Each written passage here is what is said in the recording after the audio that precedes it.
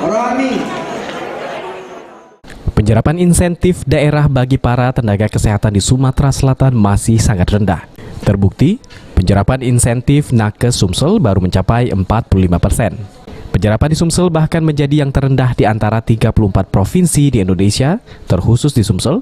Pagu anggaran untuk insentif para nakes melalui bantuan operasional kesehatan tambahan 2020 mencapai 112,1 miliar rupiah. Dari pagu tersebut, insentif yang sudah dibayarkan baru sebesar 50,6 miliar rupiah.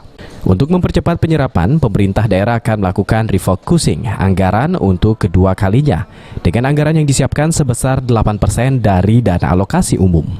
Insentif bagi nakes diperlukan mengingat para nakes baik dokter, perawat maupun tenaga kesehatan lainnya berperan penting dalam penanganan pandemi COVID-19 di lapangan. Tenaga kesehatan ini insentifnya tenaga kesehatan itu tidak terlambat dan anggarannya disediakan yaitu 8% dari DAU ya.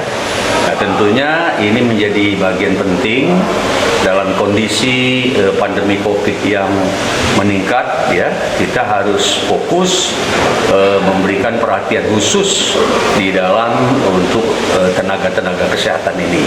Lebih dari itu dalam upaya kita menurunkan masalah atau menurunkan permasalahan COVID-19 ini tidak lain adalah kita harus disiplin bukan cuma dari aspek anggaran tapi juga dari aspek perilaku kita. Kita harus tegas, kita harus sama-sama, kita harus konsisten untuk disiplin. Di Sumatera Selatan terdapat total 11.361 nakes di 17 kabupaten kota. Sejak pandemi merebak, sudah ada ratusan nakes terpapar virus corona, bahkan 17 diantaranya berakhir meninggal dunia. Okta Alfarisi, PAL TV.